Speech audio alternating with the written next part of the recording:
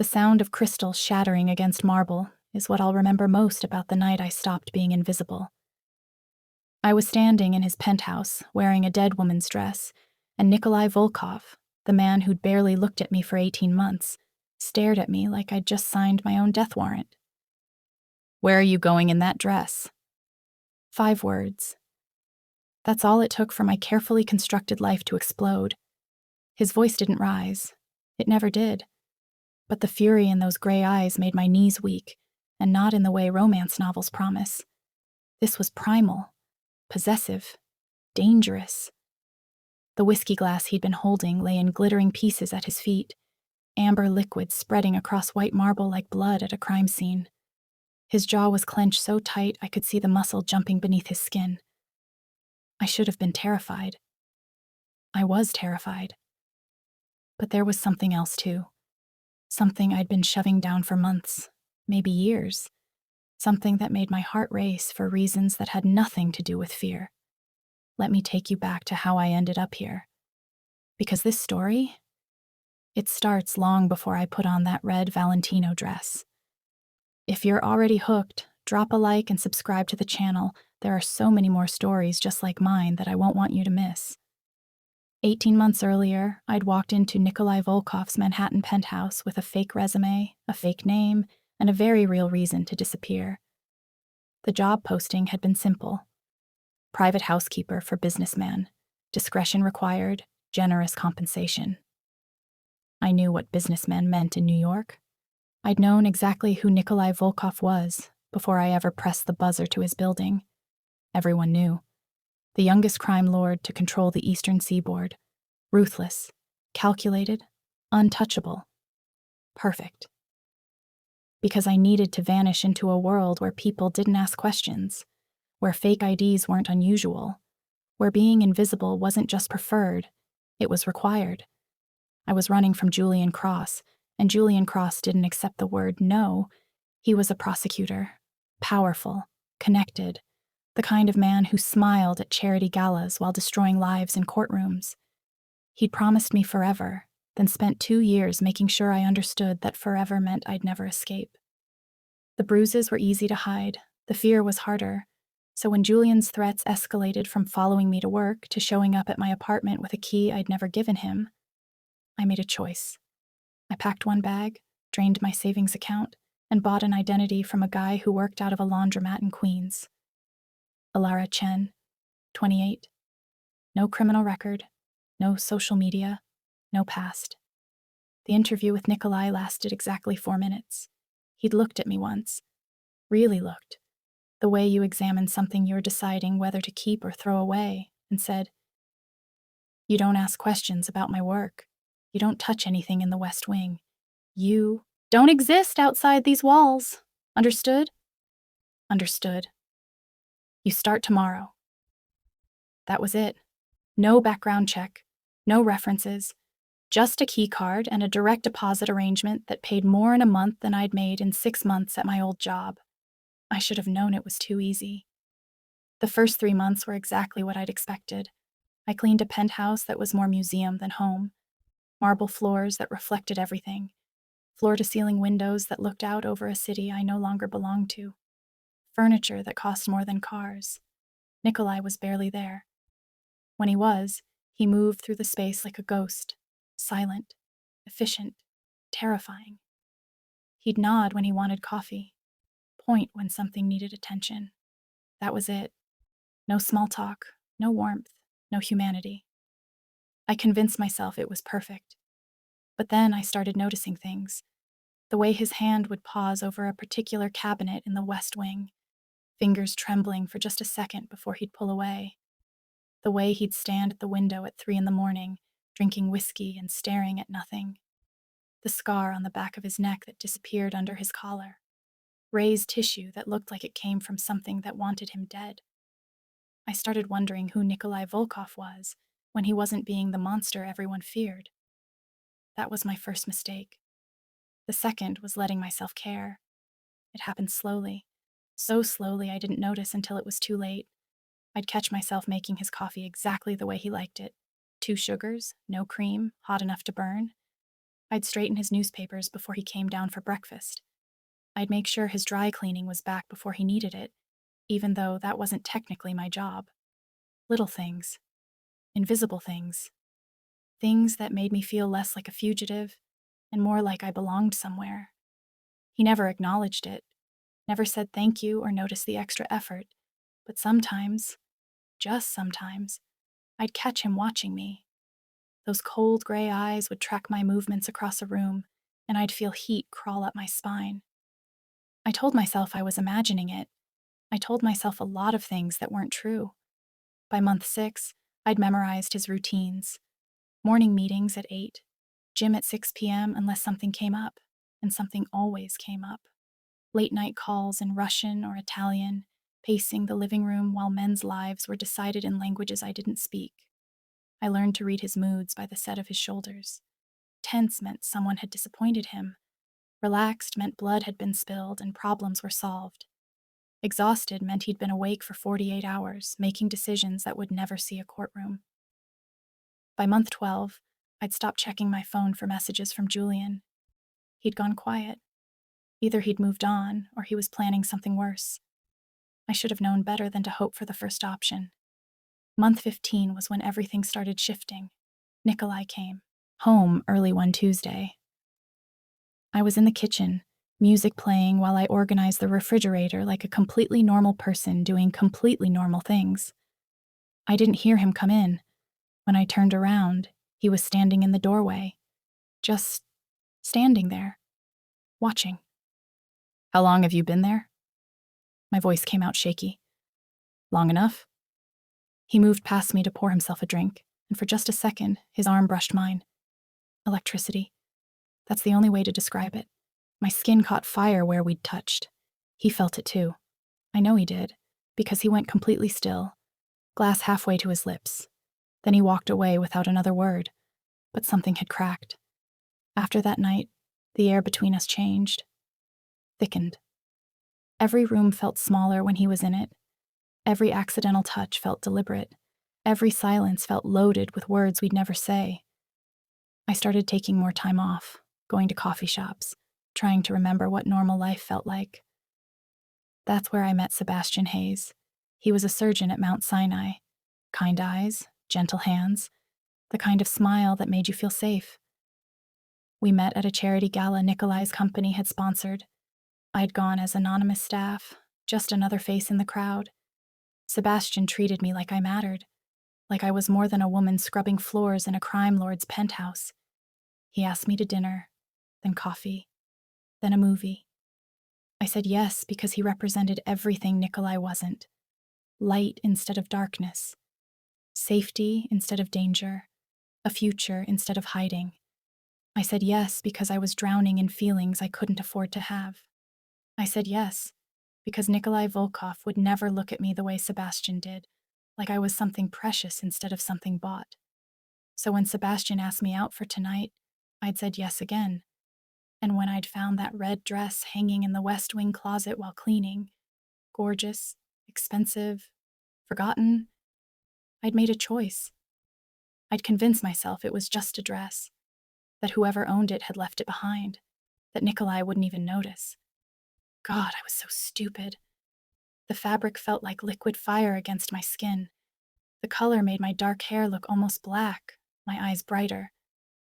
For the first time in 18 months, I looked like someone who mattered. I checked my reflection one last time, grabbed my purse, and walked into the living room. That's when I heard the crystal shatter. Nikolai stood 15 feet away, but it felt like inches. The rage rolling off him was physical. I could feel it pressing against my skin, stealing oxygen from the room.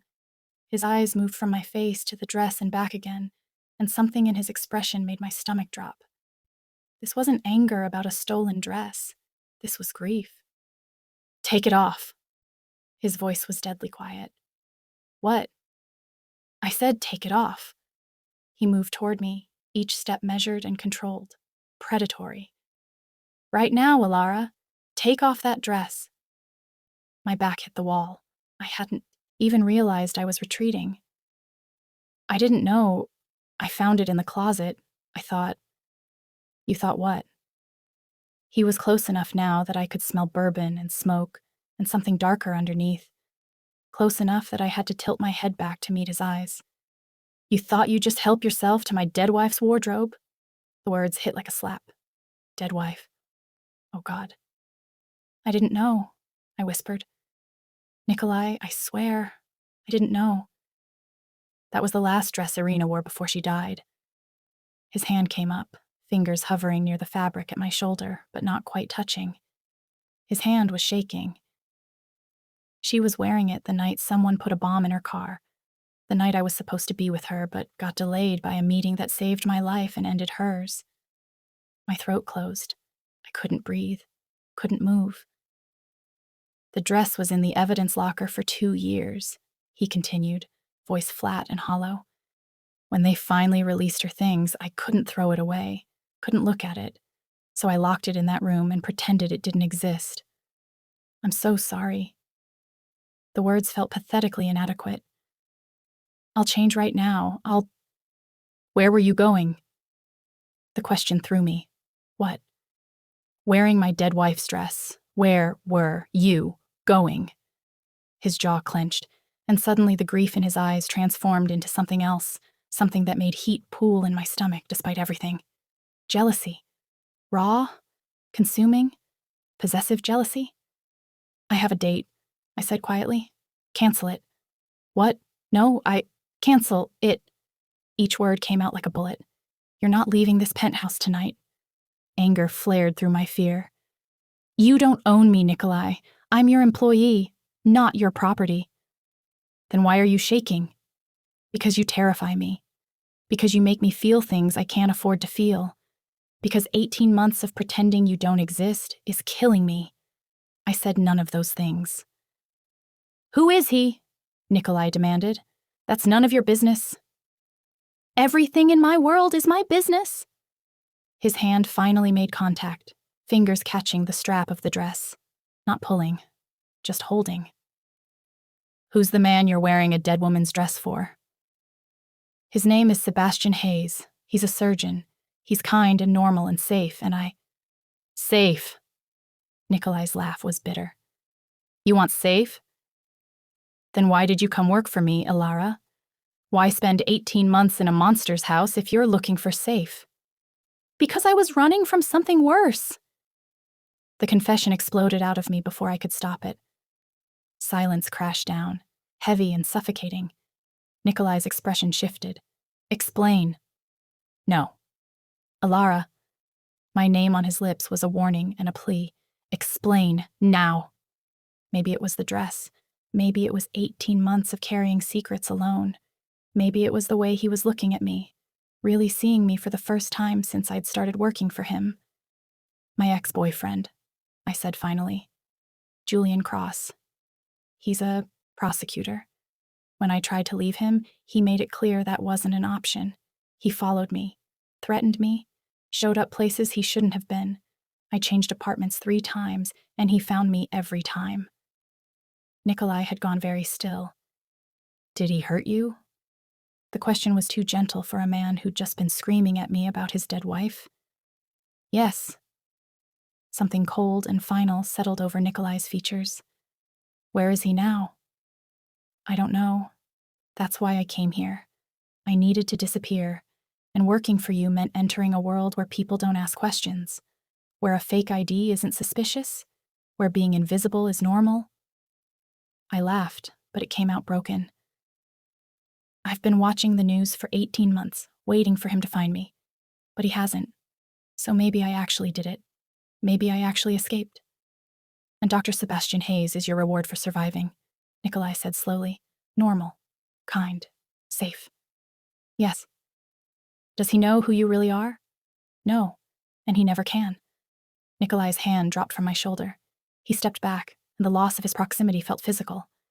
You can't see him anymore. Excuse me? Sebastian Hayes, you need to cut contact. Tonight. Rage replaced every other emotion flooding through me. You have no right. I have every right. He pulled out his phone, fingers moving across the screen. Then he turned it toward me. Sebastian's face stared back at me from what looked like a background check. Professional photo, medical license, family information that included a brother named Julian Cross. The room tilted. No. I grabbed the phone, zooming in on the text. No, that's not possible. Sebastian never mentioned, he doesn't. Julian Cross changed his last name when he went to law school, Nikolai said quietly. Wanted to distance himself from his father's gambling debts. But he and Sebastian Hayes are brothers, full biological brothers. My hands started shaking so badly I nearly dropped the phone. It could be coincidence, I whispered, but I didn't believe it. Sebastian might not even know Julian is looking for me. Or Julian has been using his brother to track you this entire time. Nikolai took the phone back. Either way, you're not leaving this building tonight. You can't keep me here. Watch me. He moved to the penthouse control panel on the wall and pressed something. I heard the distinct sound of locks engaging. Every door, every exit. What the hell are you doing? Keeping you alive. He turned back to me, and the expression on his face made my breath catch. You want to know why I've barely looked at you for 18 months? Why I've ignored you and treated you like furniture? I couldn't speak, could barely breathe. Because the second I acknowledged you were more than just my employee, you became a target. Because everyone I care about dies. Because I've been watching you for 18 months and wanting you for 17 of them and hating myself for it every single day. The confession hung in the air between us. Then my phone rang. Sebastian's name lit up the screen. Nikolai and I both stared at it. Then his security team burst into the room, guns drawn, faces grim. Boss, one of them said. We have a problem. 6 armed men just entered the building, and Julian Cross is with them. Time stopped. Then everything happened at once. Nikolai's hand closed around my wrist, pulling me away from the windows. His security team spread out across the penthouse, weapons appearing from places I'd never noticed before. Someone killed the lights. The city skyline disappeared, leaving us in darkness broken only by the glow of surveillance monitors. My phone kept ringing, Sebastian's name pulsing like a heartbeat. Don't answer it, Nikolai ordered. But I was already moving, hand reaching for the phone on instinct. Because maybe this was all wrong. Maybe Sebastian didn't know. Maybe. The call went to voicemail. 3 seconds later, it rang again. He knows you're here, one of the security guards said, eyes locked on a monitor. They're in the elevator, headed to this floor. How did they get past lobby security? Nikolai's voice was ice. Someone disabled the protocols. Inside job. Nikolai's jaw tightened. Get her to the safe room. No. I pulled away from the guard reaching for me. I'm not hiding while people die because of me. Alara, this isn't... The elevator chimed. We all turned toward the sound. The penthouse had private elevator access. Only 3 people had the codes. Nikolai, his head of security, and me. The doors slid open. Sebastian Hayes stepped out, hands raised, face pale under the emergency lighting. He looked terrified. Lost. Nothing like the confident surgeon who'd bought me coffee and made me laugh. Alara, thank God. His voice cracked. I need to talk to you. Please. I just found out my brother, he... Stop right there. Nikolai's gun was already drawn, aimed at Sebastian's chest. How did you get that code? I followed her home one night. Weeks ago. I saw her enter it. Sebastian's eyes found mine, desperate and pleading. I know how that sounds, but I wasn't stalking you, I swear. I wanted to know more about you. You were so secretive, and I thought maybe you were in trouble. So you memorized her security code? Nikolai moved forward, positioning himself between us. That's not concern. That's surveillance. I know it was wrong. Sebastian took a step forward, and immediately 4 guns trained on him. He froze. But you have to listen. I just got off the phone with my brother, Julian. He told me things about you, Alara. Things I didn't know, about what he did to you. My stomach twisted. What did he tell you? Everything. The restraining order you tried to file that he made disappear. The times you went to the hospital with injuries he caused. The night you ran because he threatened to kill your sister if you didn't come back to him. Sebastian's voice broke. I didn't know. I swear to God, I didn't know what he was capable of. We haven't been close in years, and when he called tonight asking about you, I thought he was just being protective. Big brother checking out his little brother's girlfriend. But then, Nikolai prompted, gun still steady. Then he told me to get you downstairs. Said if I really cared about you, I'd bring you to him. That you'd stolen something from him and he just wanted it back. Sebastian's hands were shaking. That's when I knew. That's when I understood you weren't running from an ex-boyfriend. You were running from a predator. The raw horror in his voice felt real, but I'd trusted the wrong men before. Why should we believe you? I asked quietly. Sebastian reached slowly into his jacket. Every gun in the room shifted toward him and pulled out his phone. Because I've been recording everything, every conversation with Julian for the past 6 months. Nikolai's eyes narrowed. Why? Because 6 months ago, a colleague at the hospital came to me. Said Julian had approached him about falsifying medical records in a case he was prosecuting. My colleague refused, and 2 weeks later, his medical license was suspended on fabricated charges. Sebastian's face hardened. That's when I started paying attention, started documenting. I knew my brother was corrupt, but I didn't know how deep it went until tonight. He unlocked his phone and held it out. Audio files. Dozens of them. Nikolai gestured to one of his men, who took the phone and started scrolling. Boss, the guard said after a moment, voice tight. One of these recordings mentions you. Julian discussing a bribe from the Antonov family to fabricate evidence. Everything clicked into place with sickening clarity. Julian hadn't just been obsessed with me.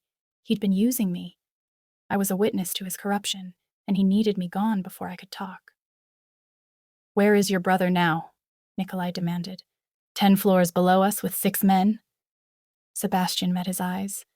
I told him I'd bring Alara down, that I'd convinced her to leave with me. He's waiting. You expect me to believe you're betraying your own brother? He stopped being my brother the day I learned what he's done. Sebastian's voice was steel. I'm a doctor. I took an oath to do no harm. Julian's destroyed lives, innocent lives, and if I help him tonight, I'm complicit. Before anyone could respond, the emergency stairwell door exploded inward. Not from the locks failing, from a shaped charge that turned steel into shrapnel. I hit the ground, or Nikolai threw me there, his body covering mine as debris rained down. Gunfire erupted, the air filled with smoke and cordite and screaming. Through the chaos, I saw them. Julian's men poured through the destroyed doorway, tactical gear and automatic weapons. Professional, military trained. This wasn't an angry ex-boyfriend coming to reclaim property. This was an execution squad. Get her out, Nikolai roared, returning fire from behind an overturned couch. But there was nowhere to go. The elevator was exposed, the stairwell was compromised. The windows were bulletproof but 60 stories up. We were trapped. Then Sebastian moved. He lunged for one of Julian's men who'd gotten too close, tackling him with the desperate strength of someone who'd never fought before, but refused to die standing still. They went down hard. A gun skittered across marble. I grabbed it. The weight felt wrong in my hands. Too heavy. Too real. I'd never held a gun before. Never wanted to. But when one of Julian's men turned towards Sebastian, weapon raised, my body moved on instinct. I pulled the trigger. The recoil nearly broke my wrist. The shot went wild, punching into the wall 3 feet from its target. But it was enough. The man turned toward me instead. And in that split second of distraction, Nikolai's bullet found its mark. I told you to hide, Nikolai growled, suddenly beside me, checking me for injuries with frantic hands. I told you I'm done hiding. Something shifted in his expression. Pride, fear, something I couldn't name. Then the elevator chimed again. We all froze. The doors opened slowly, revealing a man I'd never seen before. Older than Nikolai, expensive suit, silver hair, cold smile, and behind him another security team, bigger, better armed. "Well," the man said in accented English, surveying the carnage, "this is quite the family reunion." Nikolai's face went white. "Victor." "Hello, Kolya." The man, Victor, stepped over a body like it was furniture. "I believe we need to have a conversation about the prosecutor who tried to hire me to kill you." He gestured behind him, and there, at gunpoint between two of Victor's men, was Julian Cross, my ex-boyfriend, Sebastian's brother, the man who'd haunted my nightmares for 18 months. He looked smaller than I remembered, less powerful, more pathetic. Our eyes met across the ruined penthouse. He smiled. "Hello, sweetheart," Julian said. "I've missed you." I raised the gun still clutched in my shaking hands and pointed it directly at his chest. "I can't say the same." Viktor Reznikov looked at me like I was a fascinating insect. Then he laughed. "I like her, Kolya. Much better than the last one." Nikolai's gun never wavered from Victor's direction. "What are you doing here?" "Saving your life, apparently." Victor gestured at the destruction around us. "Though you seem to have managed adequately without me." "That's not an answer." "No, it's not." Victor's smile disappeared. 6 months ago, your prosecutor friend approached me with an interesting proposal. $5 million to eliminate you. Make it look like a rival family. Clean. Professional. My hands tightened on the gun still pointed at Julian. He noticed, and something flickered in his eyes. Not fear. Calculation. "You refused," Nikolai said. It wasn't a question. "I refuse all contracts from law enforcement. Bad for business. They talk too much when things go wrong." Victor moved further into the room, his men forming a perimeter. But I was curious. A prosecutor with $5 million and the connections to find me? That's not normal corruption, that's infrastructure. Sebastian, still on the floor but alive, spoke up. "The Antonov family." Victor's eyes shifted to him. "The surgeon brother. How delightful. Yes, the Antonov family. They've been paying Julian here for 3 years to handle their legal problems. Fabricated evidence, disappeared witnesses, charges that never quite make it to trial. And they wanted Nikolai removed," I said slowly, pieces falling into place. "They wanted the entire Eastern Territory. Nikolai was just the first domino." Victor walked to the bar, somehow untouched by the firefight, and poured himself vodka. "But here's where it gets interesting. About 3 months ago, I started noticing patterns. People in my organization asking questions about you, Kolya. Your routines, your security, your household staff." His eyes found mine. "Specifically, about the pretty girl who appeared in your life with a fake identity and a very real need to disappear." Cold fear washed through me. "You knew?" "I make it my business to know everything." He sipped his vodka. "You're not Alara Chen. You're Alara Morrison, daughter of Thomas Morrison, detective with Manhattan Major Crimes, deceased 4 years ago in a hit-and-run that was never solved." The room tilted. "How did you—" "Your father was investigating the Antonov family when he died. He had evidence, witness testimony, financial records, everything needed to bring them down." Victor's voice softened slightly. "The night he died, that evidence disappeared. His case files were corrupted, his backup drives destroyed." "Julian," I whispered. "Julian was a junior prosecutor assigned to the case. He made sure everything your father built disappeared. Then he made sure your father disappeared too." Victor set down his glass. "And when you started asking questions years later, Julian decided the daughter was a loose end. So he inserted himself into your life, controlled you, isolated you, until you became too dangerous to keep around." I couldn't breathe, couldn't think. My father's death wasn't an accident. Julian hadn't loved me. He'd been monitoring me. 4 years of my life were a lie built on another lie, built on murder. Why tell me this now?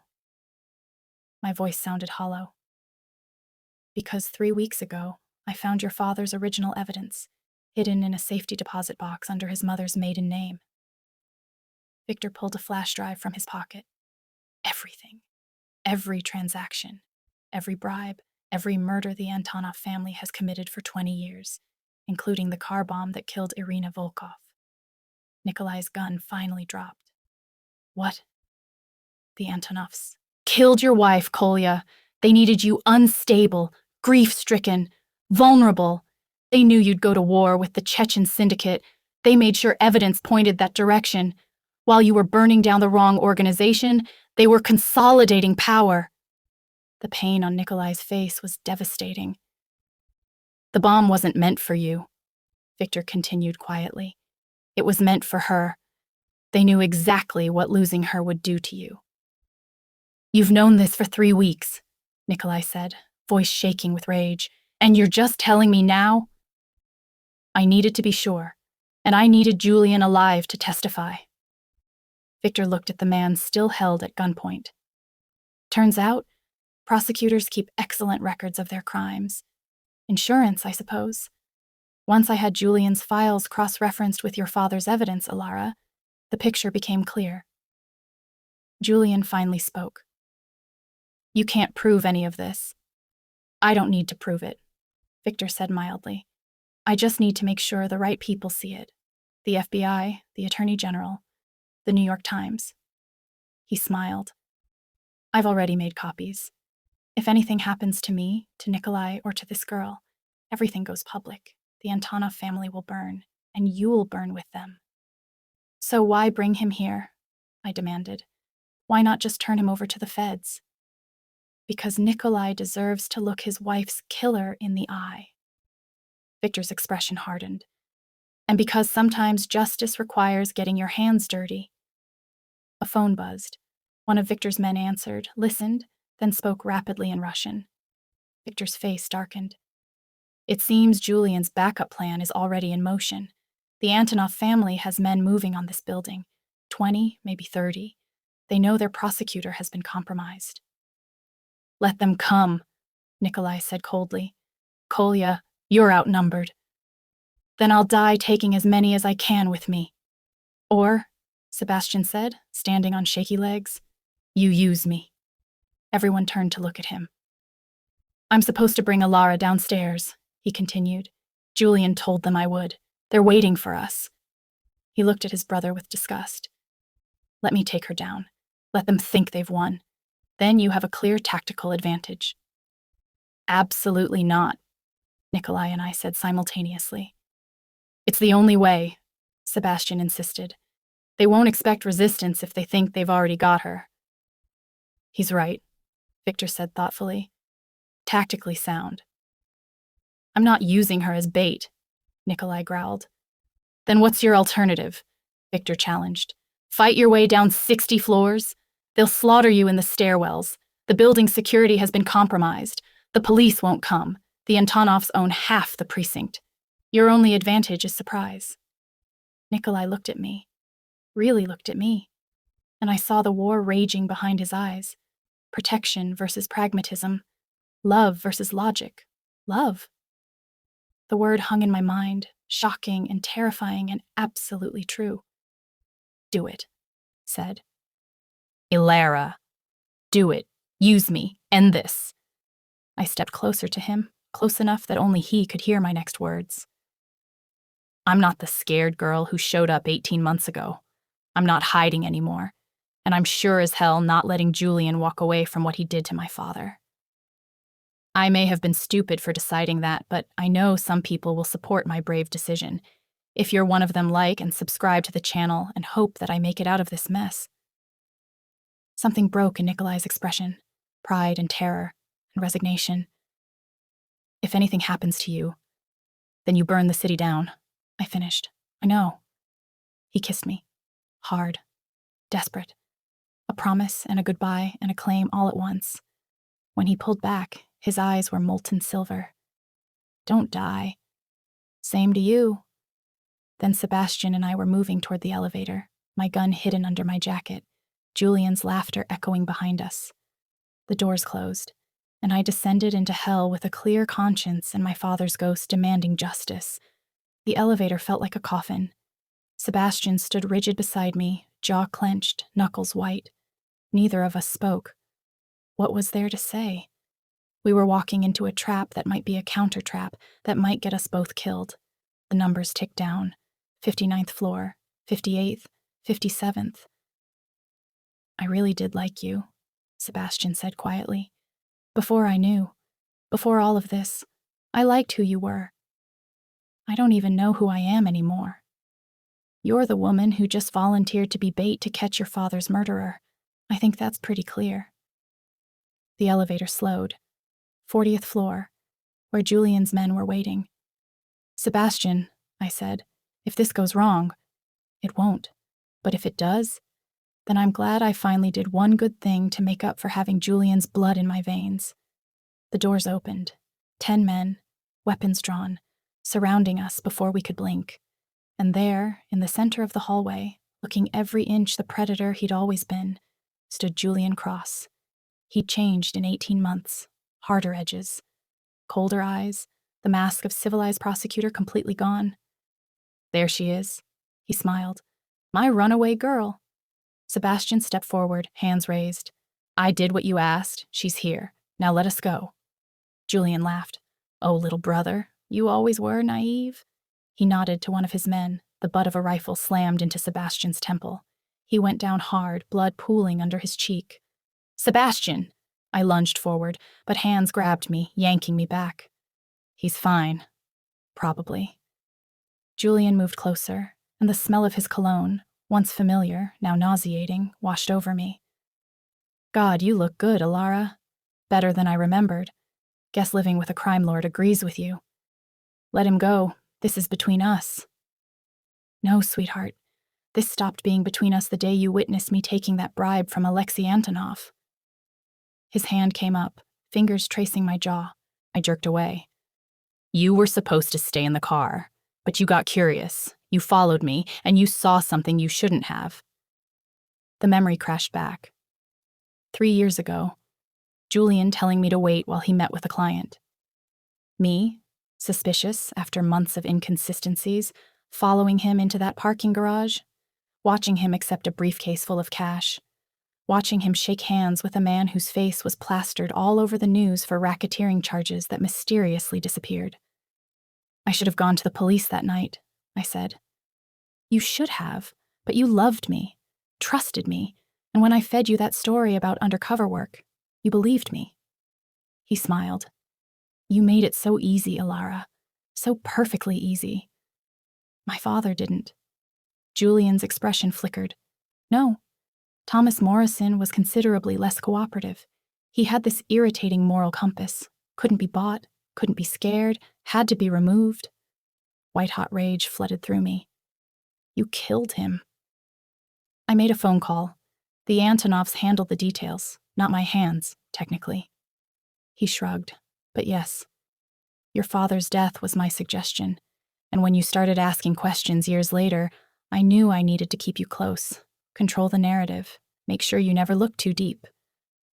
So you made me fall in love with you. I made you dependent on me. There's a difference. He leaned in close. And it worked. For years, it worked. You were so desperate to believe I loved you that you ignored every red flag, every warning sign. You let me isolate you, control you, own you. His hand moved to my throat, not squeezing, just resting there, a reminder of power. But then you ran, and that complicated things. The Antonovs started asking questions about loose ends, about witnesses who might talk, about evidence that might surface. His grip tightened slightly. So, here we are, full circle.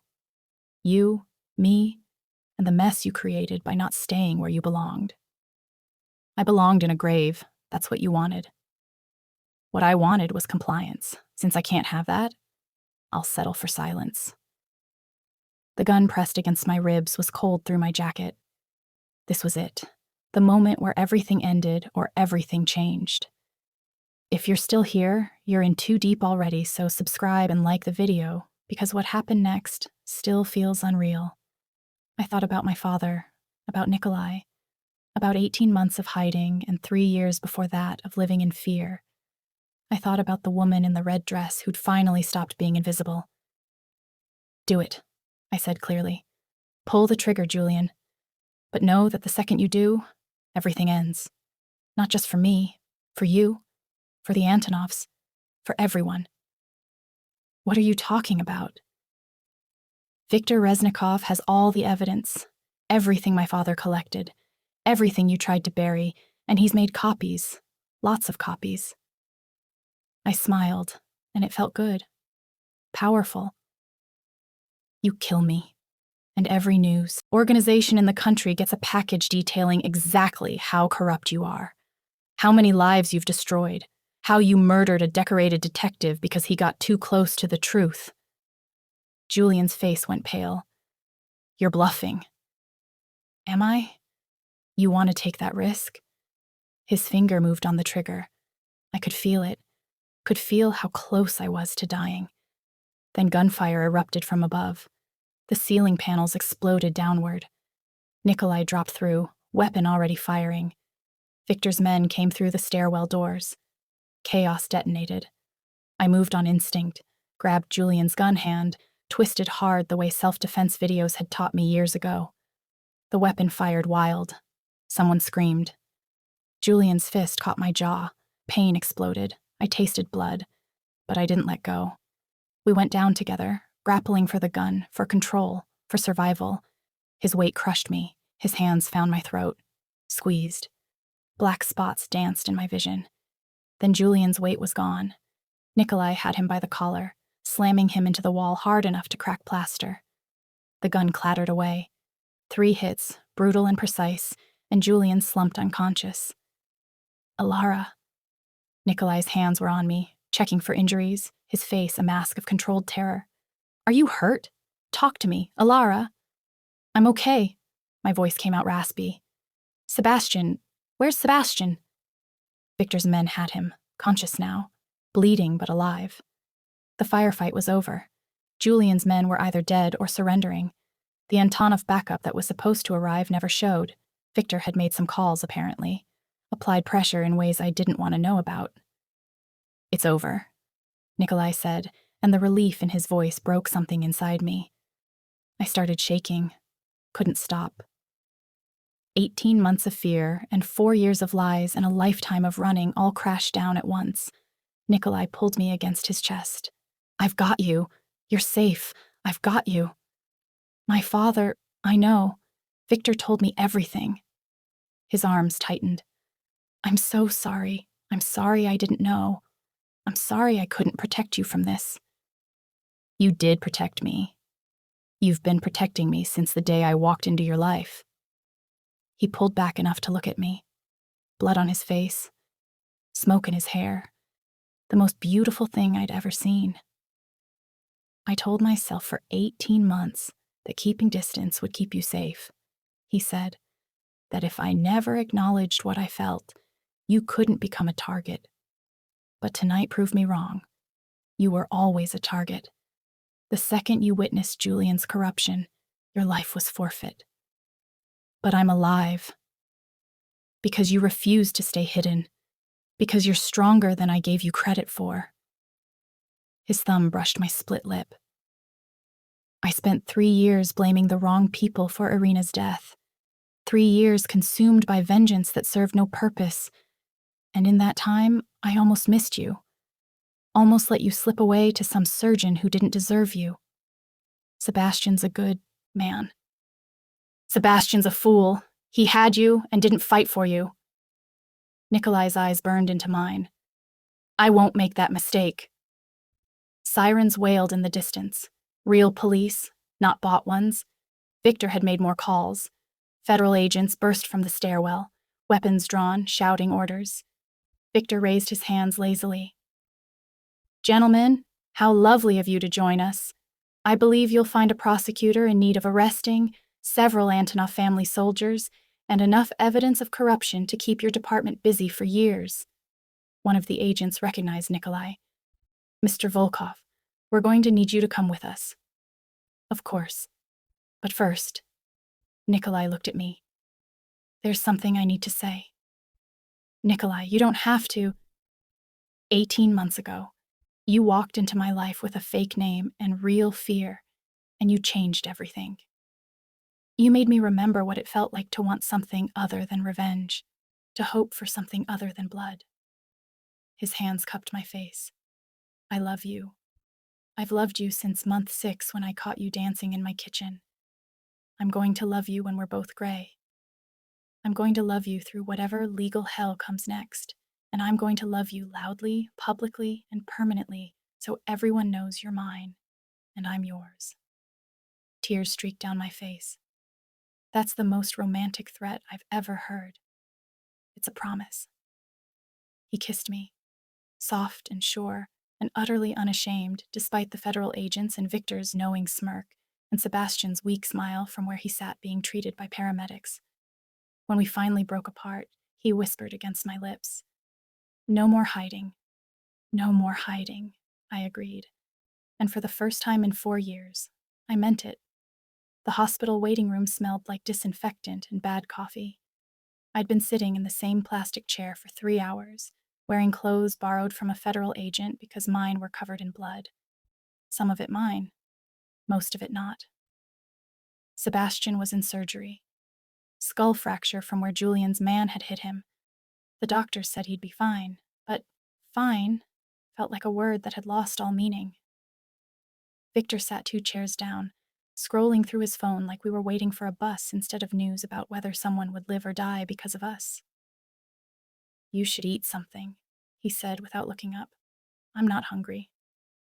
You're in shock. Eat anyway. He pulled a protein bar from his jacket and tossed it to me. Your body needs fuel even if your brain isn't registering it yet. I stared at the bar. Why are you still here? Making sure you don't do anything stupid. Like what? Like, decide this is all your fault and disappear again. Now he looked at me, gray eyes sharp.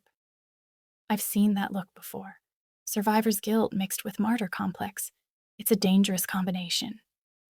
3 people died tonight because of me. 3 people died tonight because they chose to work for Julian Cross and the Antonov family.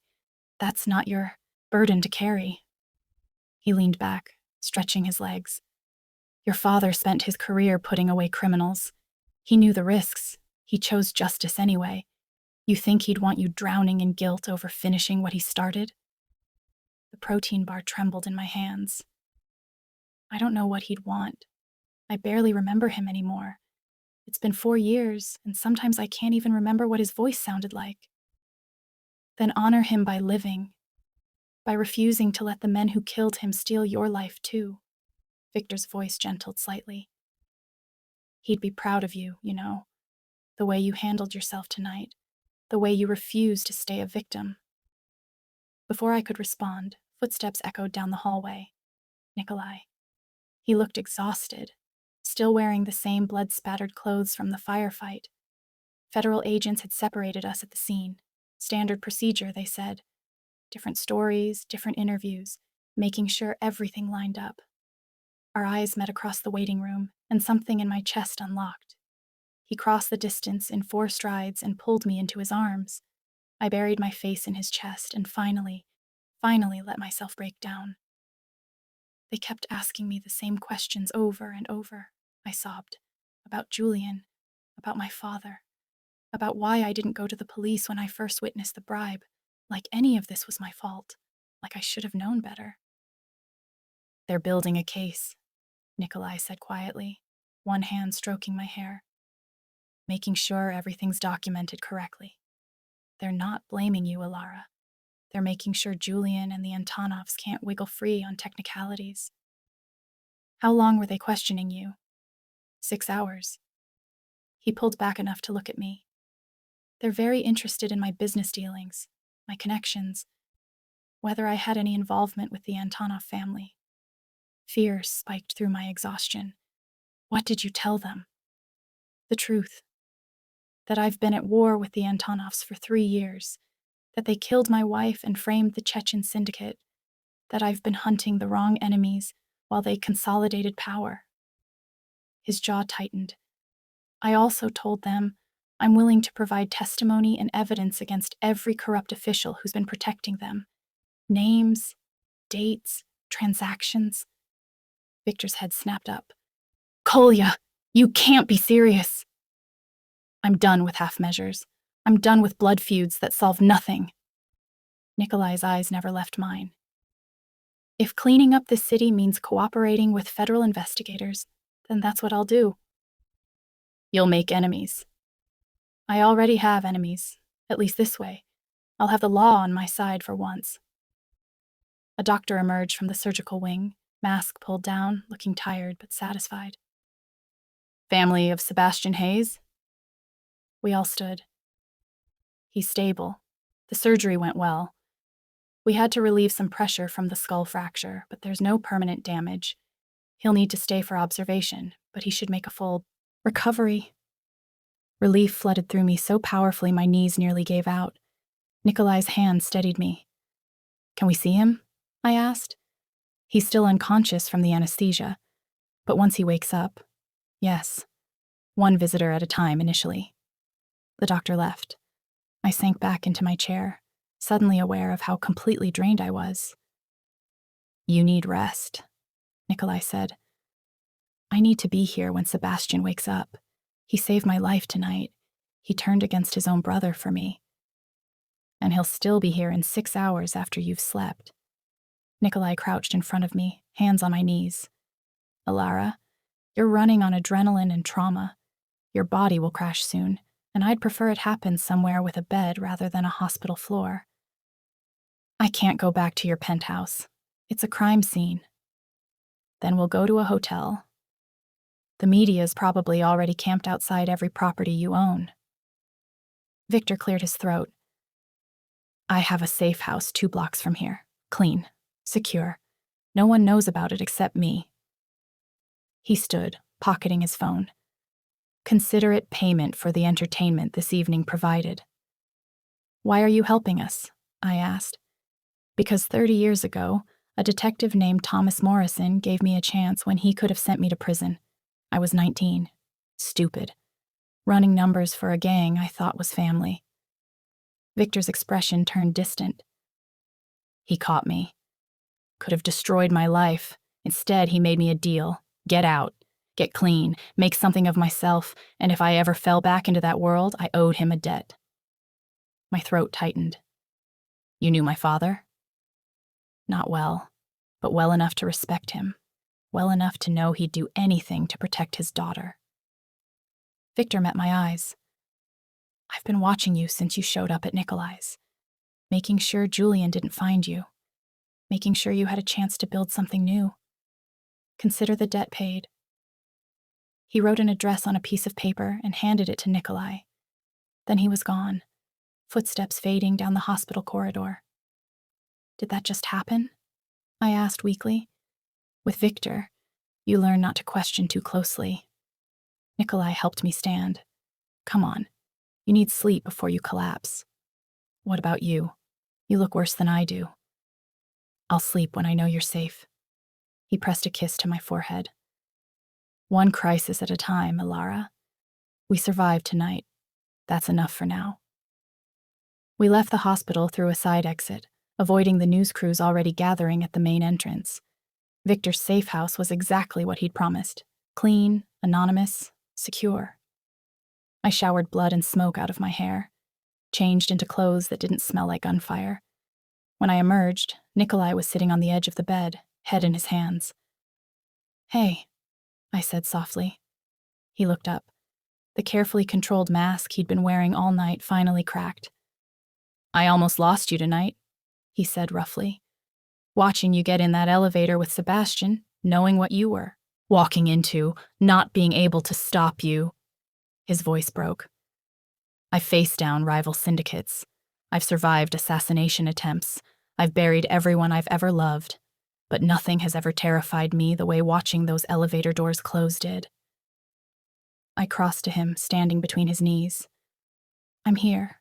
I'm alive. We both are. For how long? The Antonov family still has resources.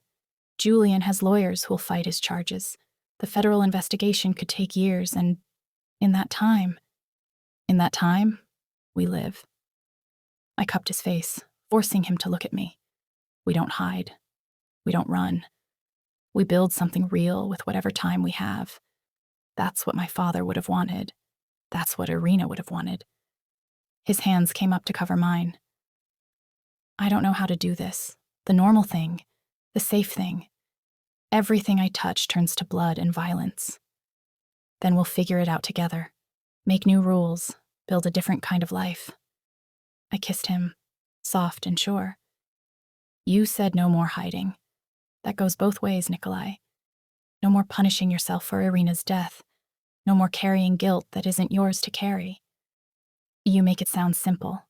It's not simple. It's probably going to be messy and complicated and terrifying.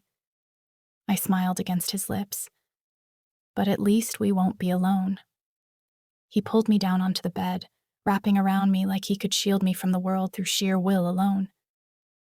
Sleep. I'll keep watch. You need sleep too. I'll sleep when I'm sure this isn't a dream, when I'm sure you're really here and really safe and really mine. I'm yours, I whispered into his chest. I've been yours since month 6 when you caught me dancing in your kitchen. Maybe even before that. His arms tightened. Then I'm the luckiest man alive. We lay there in the darkness, two broken people trying to build something whole from the pieces of their shattered lives. Outside, the city hummed with sirens and secrets. Inside, for the first time in longer than I could remember, I felt safe. Morning would bring new challenges, federal testimony, media attention, the slow, grinding machinery of justice. But tonight, wrapped in Nikolai's arms while my father's ghost finally rested easy, I let myself hope.